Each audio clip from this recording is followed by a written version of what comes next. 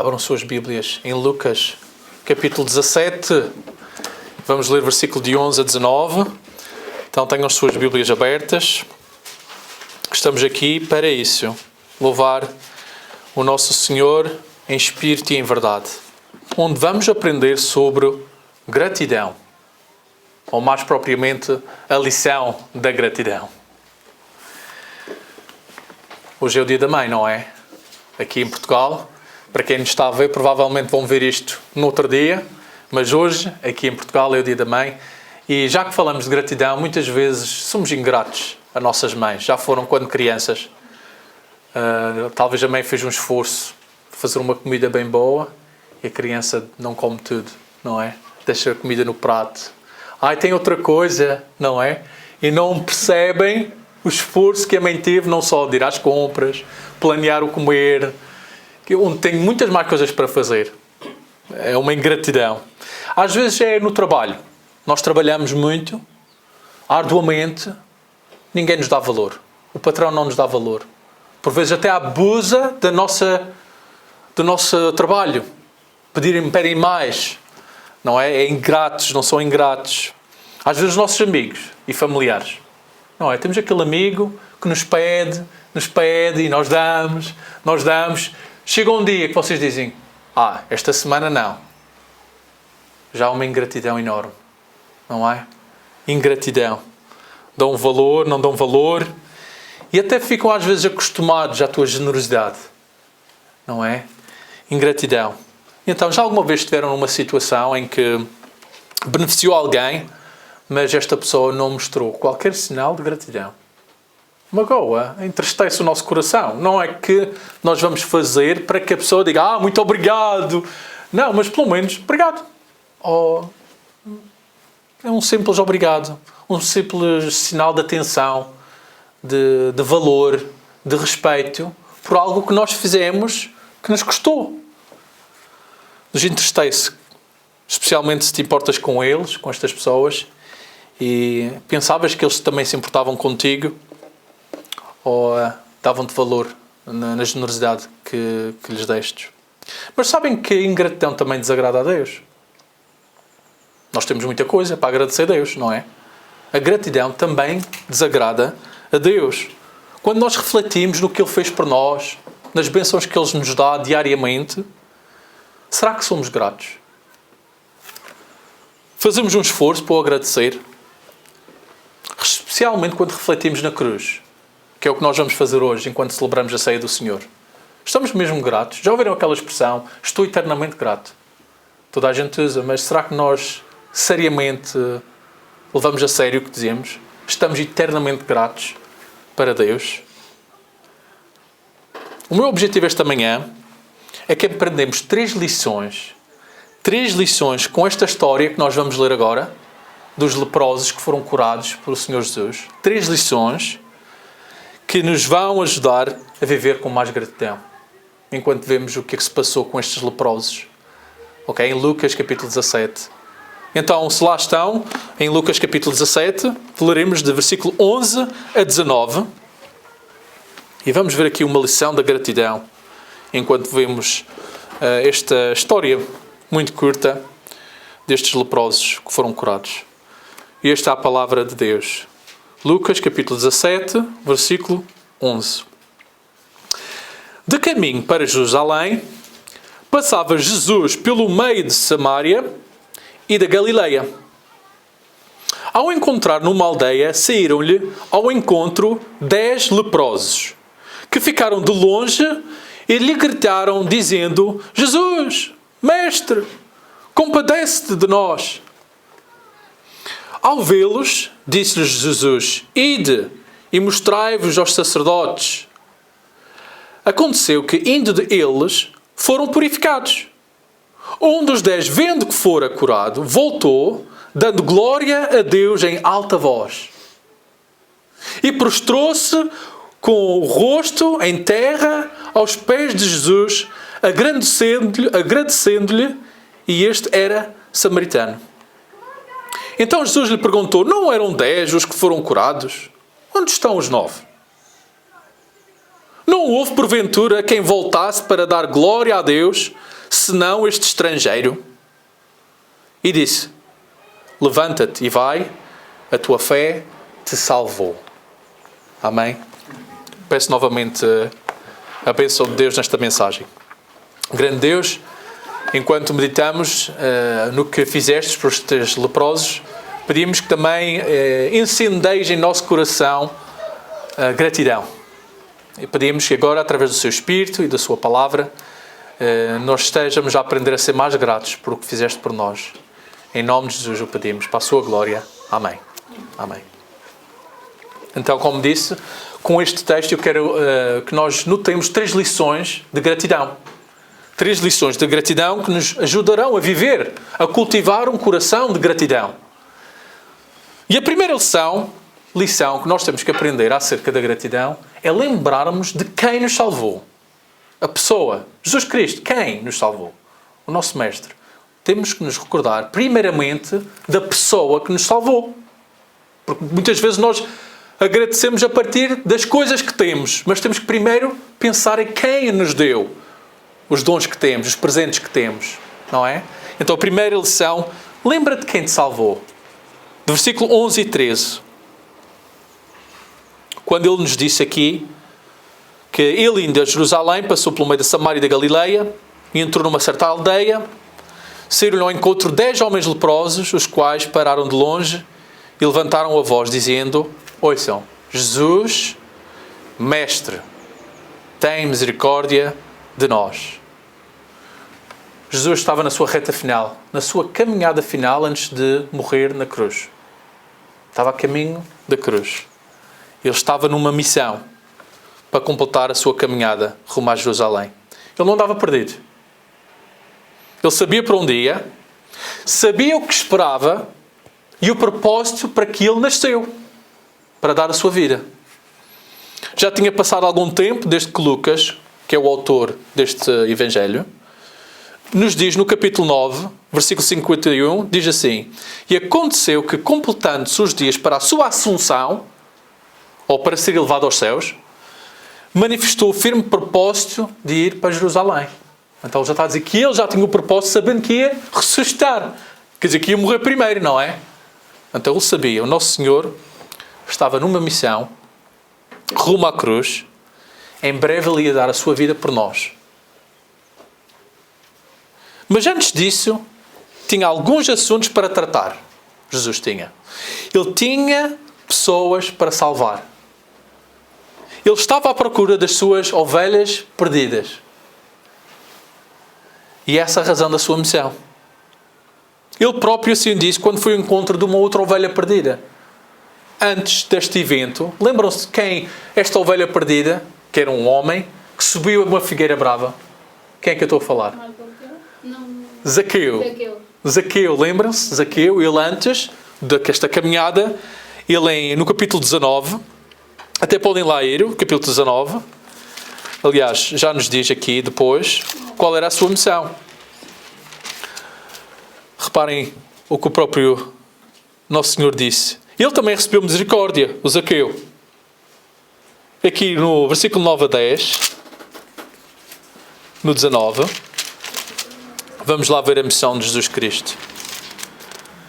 Ele diz assim... Espera, não é 19, onde é que está? É 19, não é? Sim. Está aqui, Zaqueus, o publicano, entrando em Jericó, atravessava Jesus a cidade. Versículo 1. Eis que um homem chamado Zaqueu, maioral dos publicanos e rico, procurava ver quem era Jesus, mas não podia, por causa da multidão, por ele ser de pequena estatura. Então, correndo adiante, subiu um silocúmoro, ou uma figueira, a fim de vê-lo, porque por ali havia de passar. Quando Jesus chegou àquele lugar, olhando para cima, disse-lhe: Zaqueu, desce depressa, pois me convém ficar hoje em tua casa. Ele desceu a toda a pressa e o recebeu com alegria.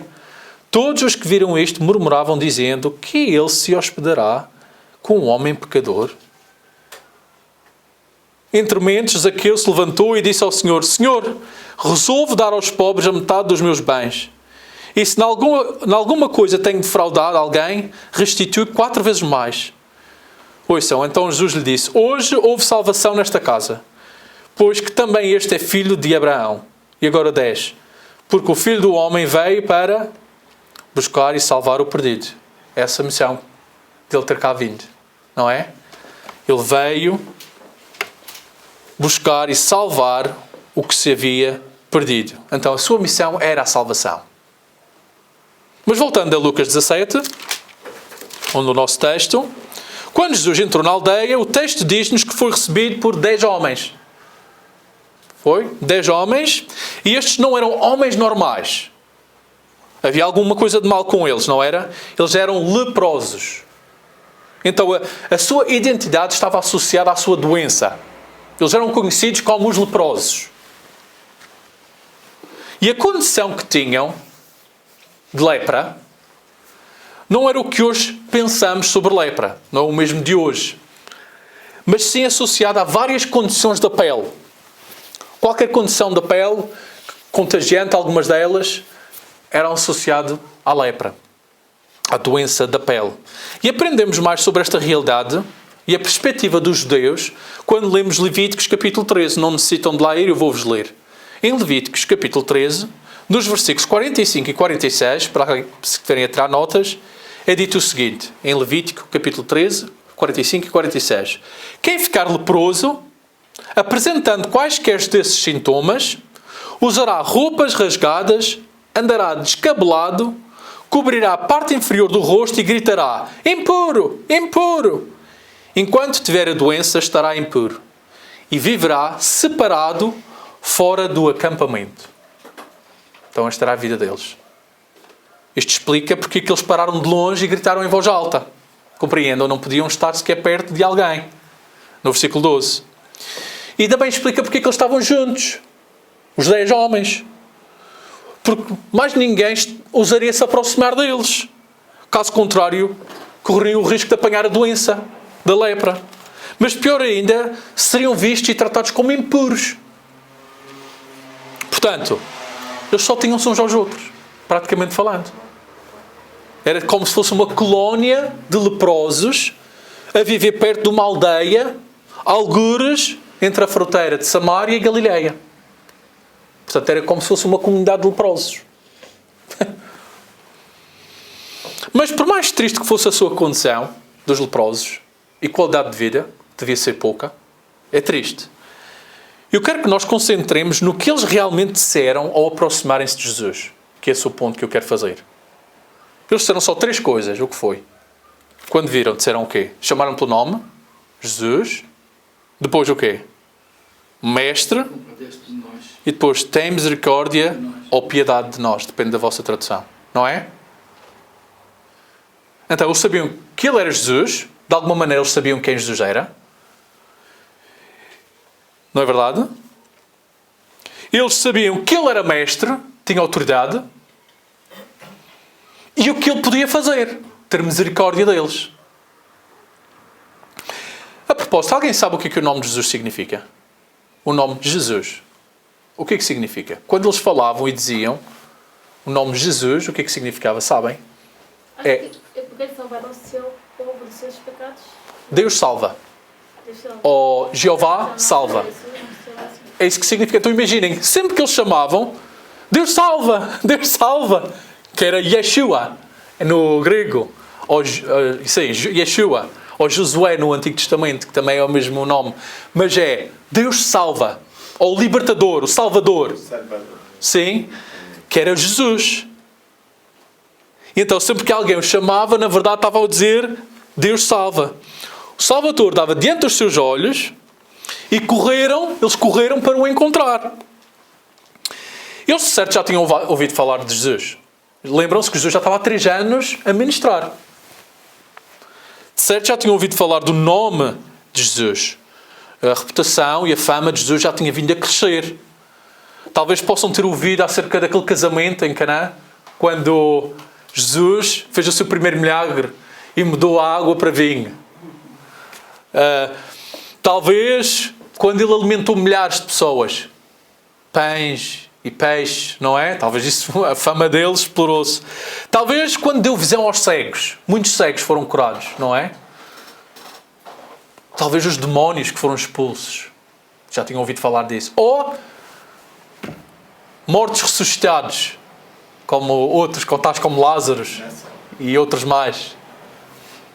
Mas também, como ele tinha curado doenças e leprosos, que já não era a primeira vez que ele tinha curado leprosos.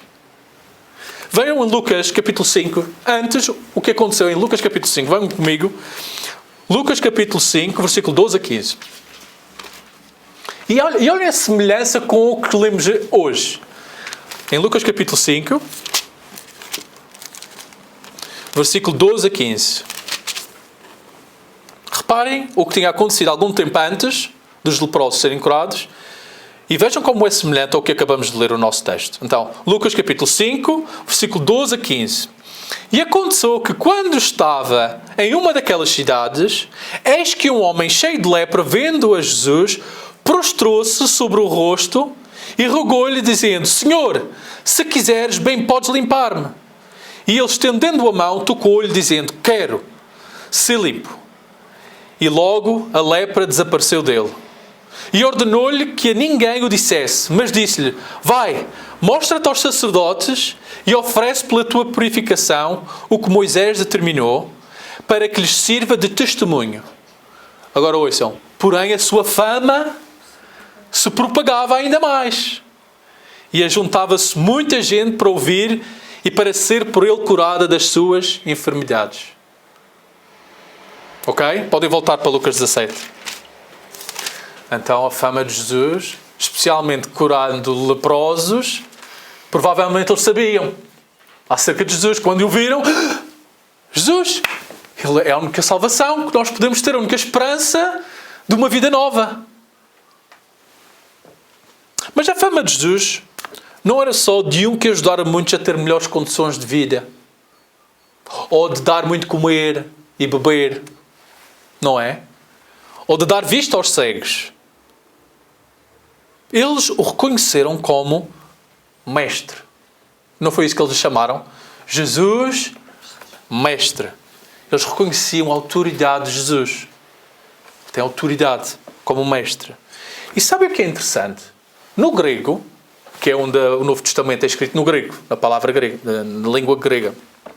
No grego, esta palavra mestre é só usada 6 vezes em Lucas. E todas elas no contexto de alguma coisa milagrosa. Compreendem? De alguma demonstração de poder. Por exemplo, a primeira vez foi quando Jesus disse a Pedro para lançar a rede para os peixes. Lembram-se que ele passou toda a noite, não apanhou peixes e depois apanhou eles. Mestre! A segunda vez foi quando os discípulos acordaram Jesus para acalmar o mar. Mestre, mestre, não se preocupe que nós vamos morrer. E estava uma tempestade e Jesus estava a dormir, lembram-se? E essa é no capítulo 8 de Lucas. Na terceira vez foi depois de uma mulher ter tocado em secreto, lembram-se? Na borda do manto de Jesus e ter sido curada da sua doença. Em Lucas capítulo 8, 45. A quarta vez foi quando Pedro dirigisse a Jesus depois de ver Elias e Moisés naquele monte de transfiguração e ouviram a voz do Pai diante do céu. Lembram-se daquele evento? É aí que foi. Quando eles, diante dos seus olhos, viram um pouco vislumbre da glória de Jesus em Lucas 9. E em quinto lugar, foi dito por João, quando ele se queixou a Jesus que outros estavam a expulsar demónios no nome de Jesus. E a sexta vez é esta que nós lemos dos 10 leprosos. Mestre, sempre associado com uma demonstração de poder, milagres, autoridade.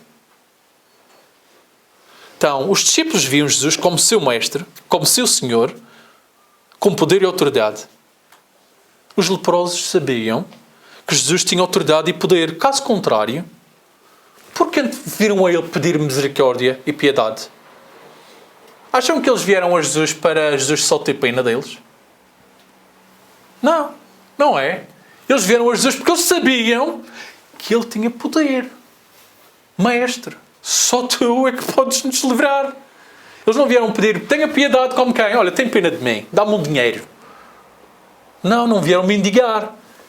Eles sabiam que ele tinha autoridade e poder. E não é a primeira vez que nós vemos na palavra alguém a pedir misericórdia a Jesus, igual, piedade, tem misericórdia, e a ser curado. Não é a primeira vez. Por exemplo, no capítulo 9 de Mateus, quando Jesus curou 2 cegos, eles pediram misericórdia a Jesus e foram curados segundo a sua fé. E em Mateus 15, uma mulher cananeia veio implorar, pedindo misericórdia, pois a filha estava possuída por demónios. E Jesus levou a sua grande fé e concedeu o seu pedido. Mas reparem no próximo capítulo 18, já mesmo aqui perto de nós. Vejam o capítulo 18, 35 a 43.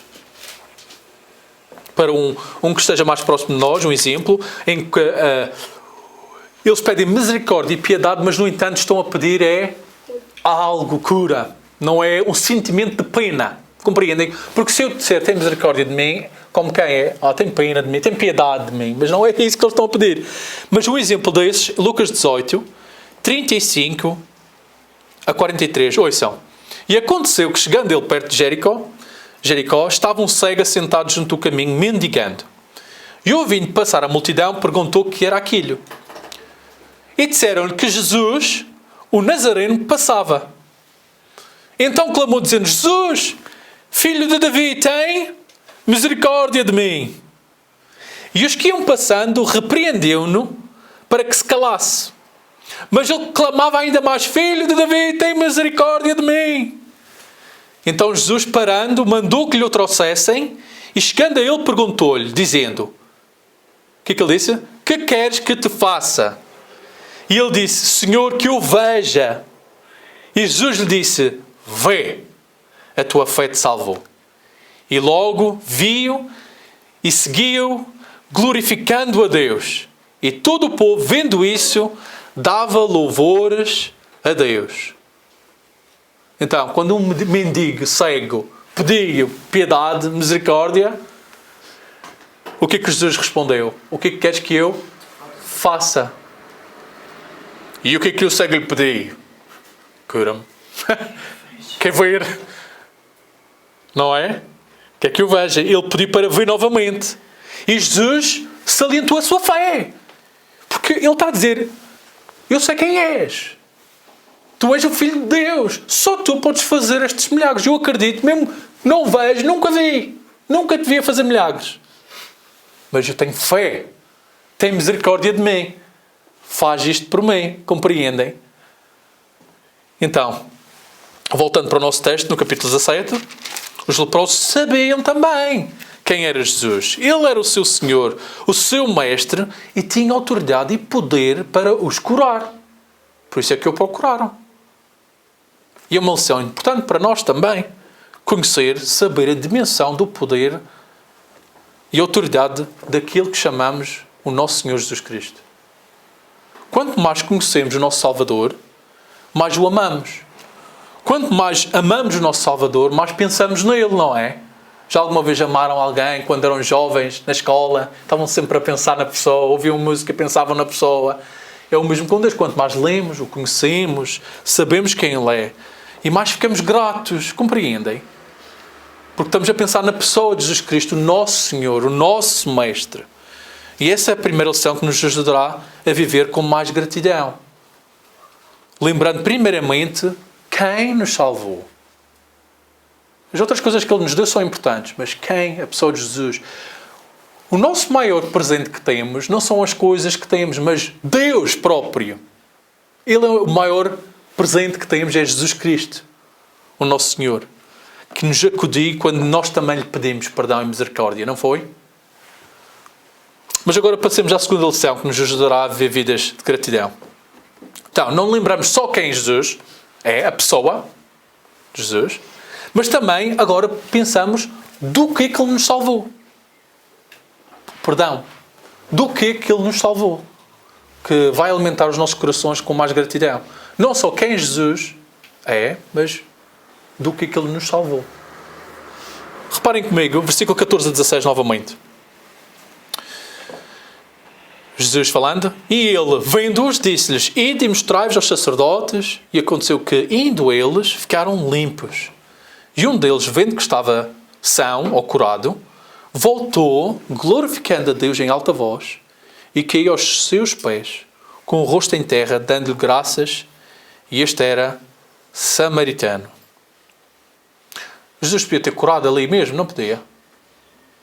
Não podia. Ou podia ter curado. Foi o que ele fez com o outro. No mesmo momento, mas ele pôs à prova a fé deles. Se eles realmente acreditavam, tinham que fazer o que ele estava a dizer.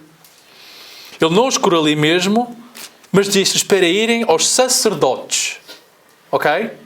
Não que os sacerdotes fossem curar eles. Porque, como lemos, eles foram curados já no caminho aos sacerdotes, não é? Mas os sacerdotes, naquela altura, eram responsáveis por examinar as pessoas com doenças da pele e as declarar limpas ou sujas ou impuras. Porque só depois é que você podia voltar à sua vida. Eles tinham que ir primeiro aos sacerdotes para depois serem vistos, examinados, para depois então poderem ir ao templo, poderem voltar para a comunidade judaica, poder adorar o Senhor. Então os leprosos começaram o seu rumo, o seu caminho, mas no caminho, enquanto andavam, aconteceu um milagre. Não foi? Foram curados. Visivelmente e fisicamente curados. Mas no versículo 15, o texto nos diz que só um deles, vendo que estava curado, voltou, glorificando a Deus em alta voz. E quando chegou perto de Jesus, caiu ou prostrou-se aos seus pés, com o rosto em terra, dando-lhe graças. O que é que levou a voltar para Jesus? Para louvar e agradecê-lo. O que é que acham? Ele ia a caminho. Ele podia, tal como os outros, seguir a sua vida. Curado, limpo. Uau! Mas o que é que lhe fez voltar a Jesus? Quando ele olhou e viu que estava curado. Ele lembrou-se. É o meu Salvador. Eu posso voltar para a minha vida já. Mas espera.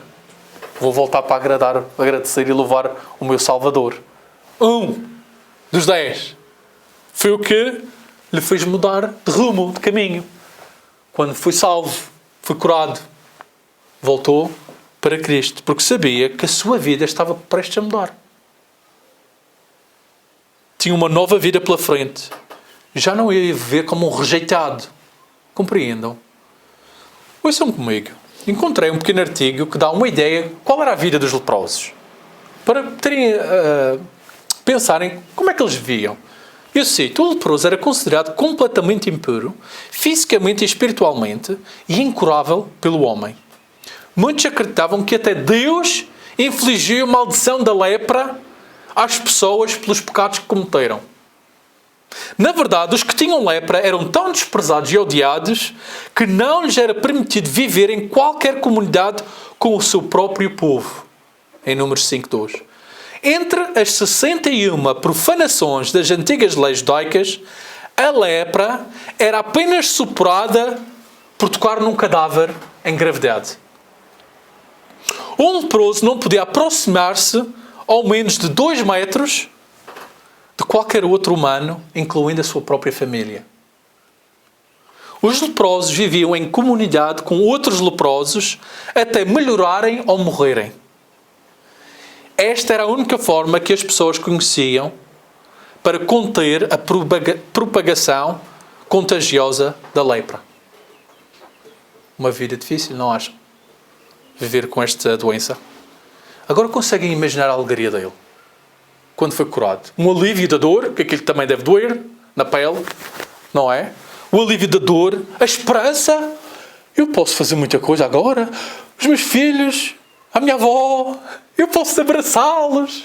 Estão a perceber a vida como foi mudada deste homem? Ele tinha que agradecer a Jesus pela esta nova vida que ele tem, esta esperança. Os outros, basta, não é? E ele tinha a vida mudada. Ele podia trabalhar agora, ter o seu sustento, não é? Ser alguém. Antes ele não era ninguém. Era desprezado, odiado, rejeitado. Ele agora tinha uma vida, um novo propósito. É como se fosse renascido de novo, não é? Estão a ver a semelhança como nós nascemos de novo. Também temos uma nova esperança, uma nova vida. E à medida que continuamos a ler o texto, também notamos um pequeno detalhe. Que este homem era o quê? Não era judeu. Ele era um samaritano. um samaritano, que era uma raça mista entre judeus e gentios, que significa não-judeus. Segundo os judeus, os samaritanos praticavam uma religião impura e pagã. Na época de Salomão, lembram-se do rei de Salomão, alguns de vós se calhar conhecem, o reino foi dividido entre o reino do norte e o reino do sul de Judá. E a Assíria capturou alguns do reino do norte. E um teólogo explica sobre este assunto dizendo: enquanto a Assíria afastou a maior parte da população das 10 tribos do norte, lembram-se, tinha 10 tribos do norte em Israel e 2 em baixo, no sul. Então eles foram capturados e os judeus misturaram-se. Já não eram os judeus puros. Eles foram capturados para a Síria e deixou uma população considerável de judeus na região samaritana do norte e transportou muitos não-judeus a Samaria. Cumpriram a troca.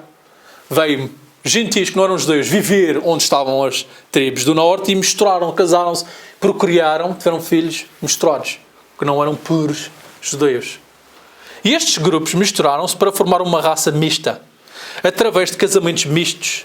Eu continuo a citar. Eventualmente desenvolveu-se uma tensão, entre os judeus, que depois regressaram do cativério, e os samaritanos. Os samaritanos retiraram-se do culto de Deus, em Jerusalém, no sul, na terra dos judeus, e estabeleceram o seu próprio meio de culto no norte, um templo, em Gerizim, na Samária. E então, como resultado, os judeus rejeitavam-os completamente. Vocês não são de nós. Somos misturados de raça, não vêm ao templo fundado por Salomão, fizeram o vosso próprio, não queremos nada a ver com vocês. Nem digam que são povo de Deus, não pertencem à aliança de Deus. Compreenderam? Então, eles evitavam o contacto com eles. Fim da citação. Então, ele não só era evitado pela sua doença, mas mesmo que ele não estivesse doente, era evitado pela sua raça. Compreendem?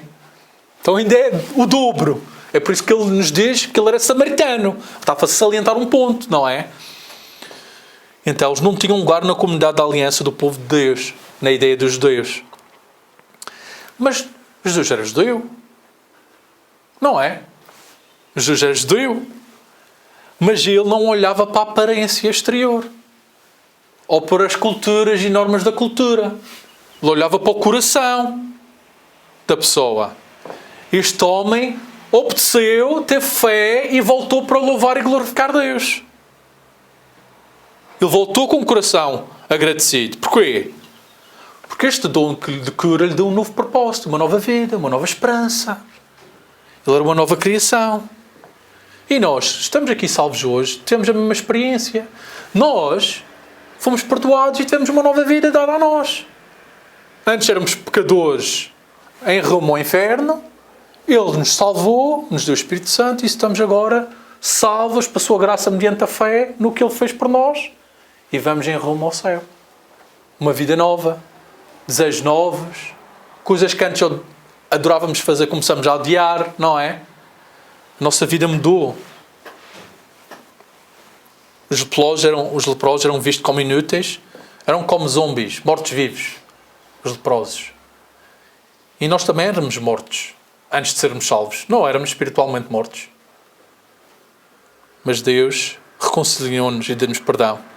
Efésios 2, nos 5 versículos diz: vocês estavam mortos em suas transgressões e pecados, nos quais costumavam viver, quando seguiam a presente ordem deste mundo e o príncipe do poder do ar, o espírito que agora está atuando nos que vivem na desobediência. Anteriormente, todos nós também vivíamos entre eles, satisfazendo as vontades da nossa carne, seguindo os seus desejos e pensamentos. Como os outros, éramos por natureza merecedores da ira. Todavia, Deus, que é rico em misericórdia, lembrem-se, pelo grande amor com que nos amou, deu-nos vida com Cristo. Quando ainda estávamos mortos em transgressões, pela graça vocês são salvos. Então, este leproso samaritano, depois de perceber a importância da sua cura, o dom de uma nova vida, não pôde deixar de louvar Jesus em voz alta, enquanto regressava a Jesus. Não é? Os 10 choraram. Misericórdia! Não, choraram por cura. Os 10 choraram por cura. Mas só um voltou a chorar de agradecimento. Já viram o contraste? 10 choraram, imploraram, mas só um veio a chorar por gratidão. Não é? Os outros foram barulhentos, a fazer petições, a pedir. Mas silenciosos, a louvar e a agradecer a Deus. E às vezes também nós somos assim. E é uma lição. Não é?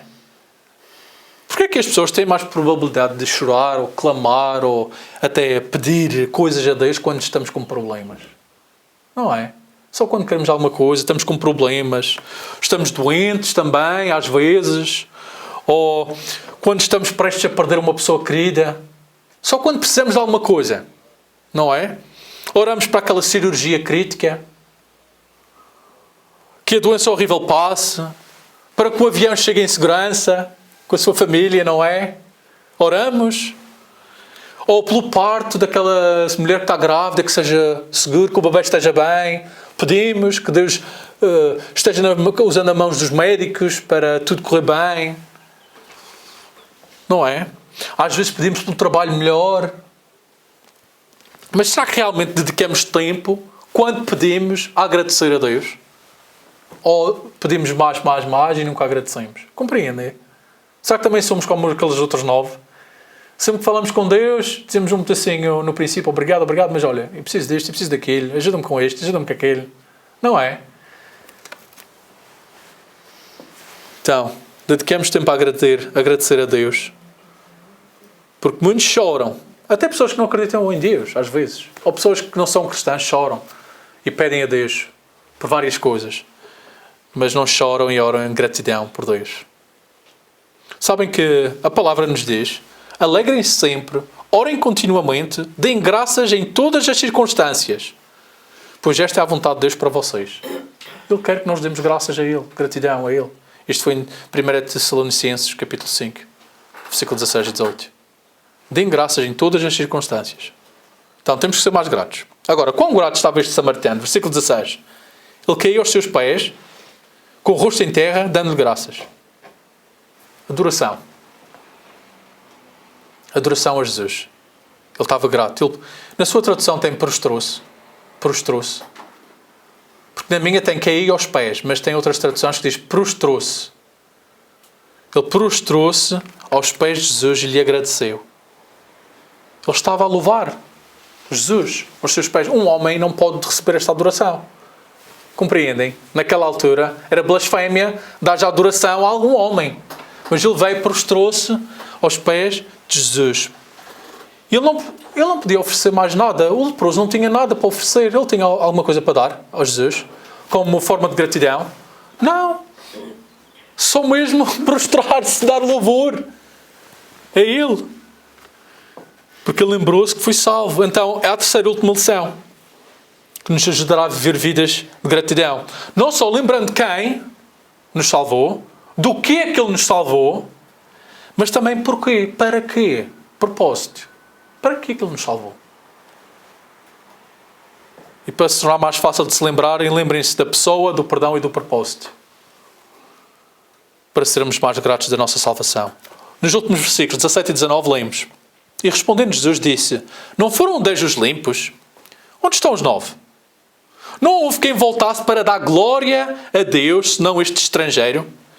E disse-lhe: levanta-te e vai, a tua fé te salvou. Então, Jesus aqui não só demonstra a sua desilusão.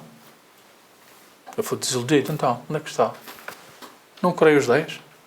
Só tem 9 aqui. Não só a sua desilusão, mas são uma expectativa. Ok? Ele também nos diz a expectativa. E ele fez 3 perguntas retóricas. Não foram 10 os limpos ou purificados? É retórica. Claro que foram. Compreendem? Não foram os 10 limpos, curados? A implicação, sim, foram. Não é? Segunda pergunta retórica. Porque ele sabe. Onde estão os outros 9?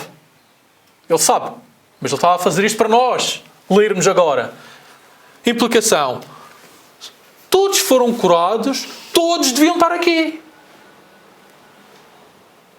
Por que razão? Que é este o ponto? Para que propósito, Jesus?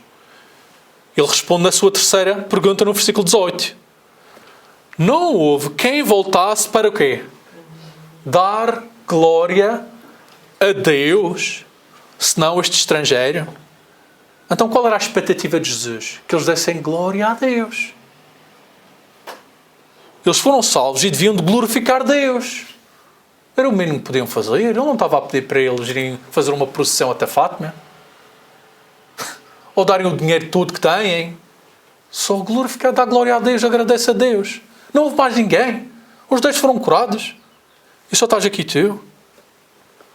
Estas outras pessoas eram ingratas. Não se moviam a dar louvor a Deus. Não se moveram a agradecer. Choraram por misericórdia. Mas não choraram em gratidão. Todos, exceto um samaritano. Porque isto na ideia dos judeus, o quê? Um samaritano. Isto chocava os leitores judaicos, os judeus. Jesus estava a fazer um ponto. Que os samaritanos que nem podiam estar com o povo judaico, nem podiam entrar no templo, pagão, foi aceitado por Jesus. E até bem provável, e isto não temos a certeza, mas é bem provável que os outros 9 nem eram samaritanos. A única razão que estavam juntos é porque eram todos leprosos. Compreendem?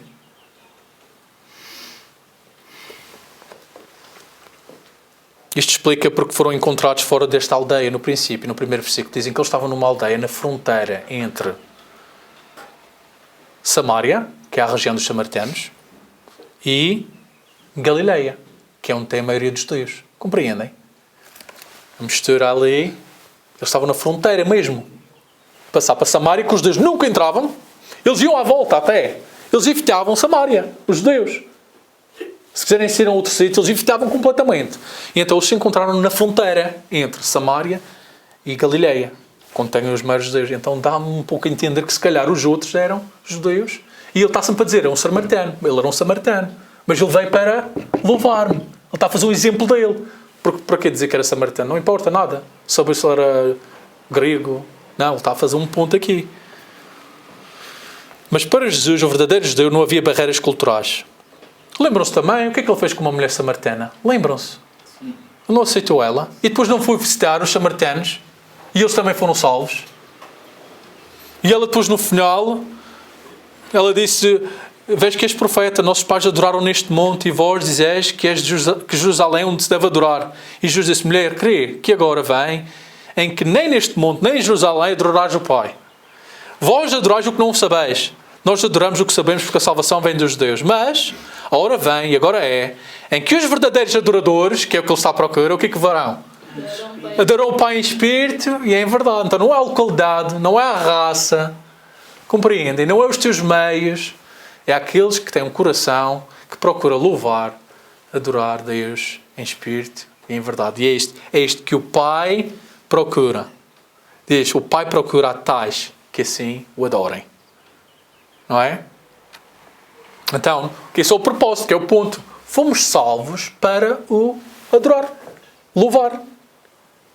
E foi a primeira coisa que ele fez depois de ser salvo, não foi?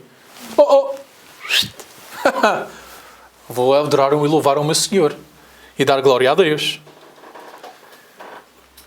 E reparem num detalhe importante. Quando o samaritano voltou e prostrou-se aos pés de Jesus, no versículo 16, reparem no que o nosso Senhor Jesus disse que o homem curado estava fazendo na verdade. Quando voltou e prostrou-se diante de seus pés, ele disse, versículo 18, não houve quem voltasse para dar glória a Deus. Sabem que Isaías diz, no capítulo 42, versículo 8, Deus diz isto, eu sou o Senhor, este é o meu nome, a minha glória a outra não darei. Estão a perceber? Deus diz que a minha glória não dou a ninguém. Mas Jesus recebeu louvor e adoração e diz que isto dá glória a Deus. Compreendem como, por implicação, Deus já está a clamar divindade. Compreendem que ele veio louvar a Deus e deu glória a Deus. Jesus disse, ele ao prostrar-se a mim e me adorar como humano, se eu fosse um homem normal, isto era impossível. Compreendem? Isto dá glória a Deus. Isto é dizer que Jesus é Deus. Ele aceitou o louvor do samaritano. Recebeu a glória. E Jesus tinha a expectativa que os outros 9 que foram curados também fizessem o mesmo. E é para isso que fomos salvos, amados. para o adorarmos, para o louvarmos, para o glorificarmos, agora e para sempre. Este é o nosso propósito e é uma razão de gratidão. É uma lição para nós. Porque sem Jesus, sem Deus, nós vamos adorar qualquer coisa. Aqueles que não são cristãos adoram alguma coisa. Vão louvar alguém. Compreendem? O Charles Spurgeon, um teólogo antigo, disse que nós somos fábricas de ídolos. Compreendes o que isso quer dizer? Estamos sempre a fabricar coisas que queremos adorar, louvar. Compreendem? Então nós fomos feitos para adorar o Criador, mas nós trocamos o Criador pela criação. E então esforçamos a adorar, louvar coisas e pessoas deste mundo. Então o nosso propósito, o principal objetivo do homem é glorificar Deus e desfrutá-lo para sempre, nos diz o Catequismo de Westminster. E quando é que devemos dar glória a Deus? Quer bebemos ou... Sabes esse versículo? Quer comais, quer bebais, ou façais outra coisa, fazei tudo para a glória de Deus. Se nós estamos aqui salvos hoje, nós somos troféus de Deus, da sua graça. Nós somos troféus da sua graça. Troféus da graça de Deus. Só sabendo isso já nos deixa o coração de gratidão. Saber que nós fomos salvos por Ele. Para a glória de Deus. O samaritano foi salvo para a glória de Deus. Para agradecer Jesus e glorificar Deus. Então, agora a vida perante Ele vai ter que louvar Deus, vai ter que... Se Ele agora foi realmente salvo, vai ser uma testemunha para onde quer que vá. Jesus, não é? Este samaritano. Então, Ele disse no versículo 19, levanta-te e vai, a tua fé te salvou. O samaritano fez bem ao agradecer Jesus. E nós também temos que agradecer mais a Jesus. Dar mais gratidão. Lembramos de quem Jesus é, do que Ele nos salvou e para o que Ele nos salvou. Da pessoa, o perdão e o propósito. Então, espero que estas 3 lições nos ajudem a viver vidas de gratidão. E se alguém aqui hoje não partilha desta gratidão, é porque não são salvos, não é? Porque ao momento que fechamos os olhos e morremos, ou vamos estar na presença de Jesus, ou no inferno. Não é? Agora, pode estar doente, até pessoas que estão-nos a ver, podem estar a sofrer doenças, problemas financeiros, saúde e tudo mais, mas o maior dom que lhes foi dado foi a vida eterna. E Jesus, a pessoa de Jesus. E é por isso que estejamos com pouco ou muito, conseguimos fazer tudo com a força que Ele nos dá, não é? E é um momento em que nós aprendemos também agora, enquanto partilhamos a ceia do Senhor, para agradecer a Deus. O seu sacrifício, Jesus, que morreu por nós. Então, se conheces Jesus, eu convido a participar na ceia do Senhor, em que vamos agora participar. E este é um momento em que nós, como o povo de Deus, estamos unidos a nos lembrar do que Ele fez por nós. É uma oportunidade para também examinarmos o nosso coração.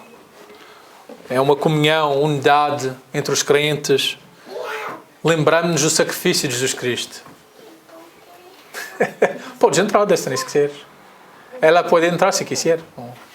Pero vamos a hacer agora um pouquinho de... Está bom.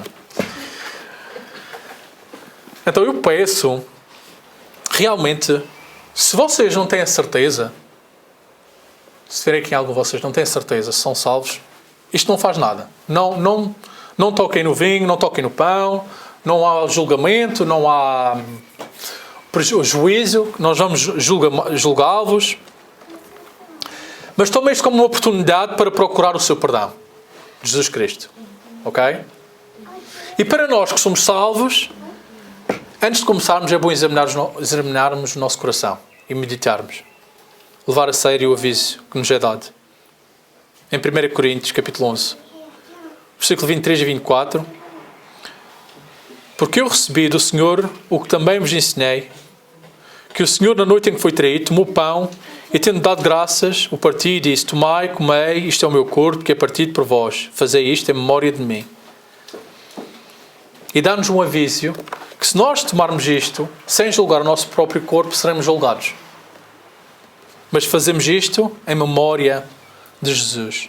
Os nossos vizinhos aqui ao lado, temos aqui uma igreja católica, ok? nem todos participam na ceia do Senhor. Tu podes comer a hóstia. Também na Venezuela é assim. La iglesia en Venezuela tem la iglesia católica que te dan la, ¿cómo se dice? Aquela hóstia. Pero no bebes del vinho, não. É só la hóstia. E também acreditam que existe algo de especial como quem Jesus está a ser crucificado novamente no pão. Nós não acreditamos nisso. Acreditamos que é uma lembrança. É memória do que Ele fez por nós. O pão representando o corpo de Jesus que foi quebrado por nós. O vinho, o sangue que foi vertido por nós. Ok? E a ideia é que quando nós partimos o pão, é como se partíssemos o corpo. E quando comemos juntos, todos nós temos Cristo. Compreendem? Estamos unidos em Cristo, que é o nosso sustento.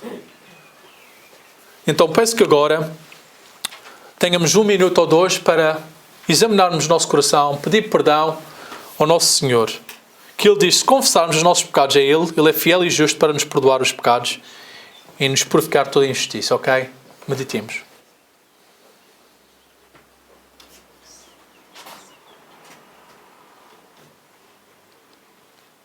Leio novamente. Porque eu recebi do Senhor o que também vos ensinei, que o Senhor Jesus, na noite em que foi traído, tomou o pão e, dando graças, o que faremos, partiu e disse, tomai, comei, isto é o meu corpo que é partido por vós, fazei isto em memória de mim. Richard, puedes orar por eso, por el pan. Padre Santo, Dios Todopoderoso, pedimos, Dios, que a través de este alimento, el cuerpo y la sangre que recibimos, te alabamos y te glorificamos, Padre Santo. Te pedimos, Padre, que nos guíes, que nos des dirección, y te pedimos, Padre Santo, que seas nuestro Salvador. Te reconocemos, Padre Santo, como nuestro Señor y Salvador. Amén. Amém.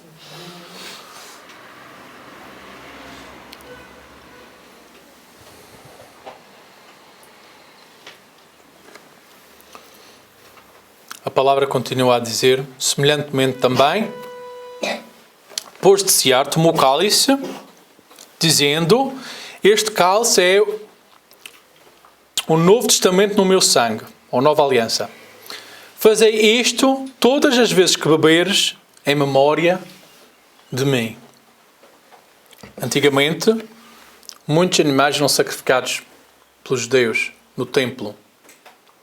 E o sangue era como uma sombra de que todo o pecado tinha que ser punido por um animal inocente, por assim dizer, não é?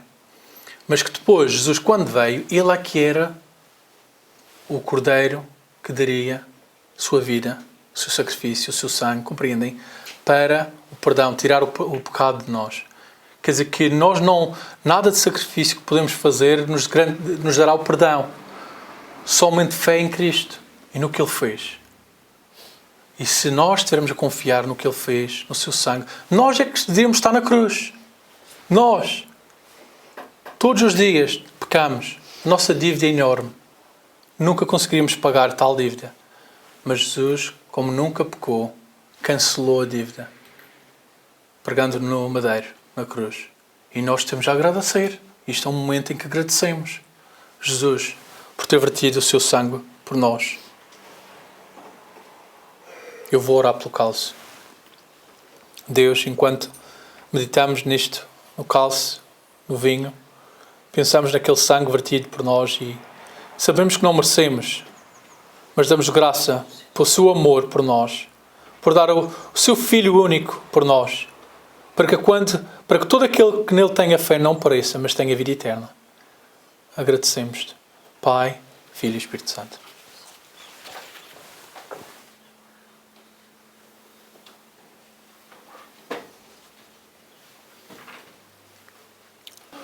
Porque todas as vezes que comerdes este pão e beberdes este cálice, anunciais a morte do Senhor até que venha. Amém? Então fazemos isto até Ele voltar novamente pelos seus.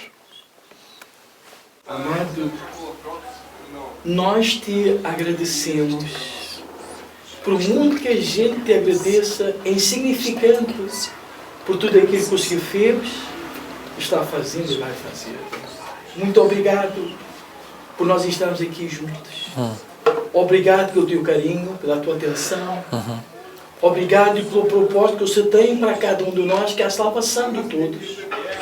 Pai, muito obrigado por que foi feito aqui nessa manhã. O Senhor trouxe a do teu servo. Que o Senhor nos dê uma semana dirigida pelo Senhor, orientada pelo teu Espírito Santo. Nos dá forças, nos dirige, nos orienta a todos os caminhos, a todos os passos. Meu Deus, nós te agradecemos. Muito obrigado, meu Pai. E que assim seja, em nome de Jesus. Amém. Amém, amados.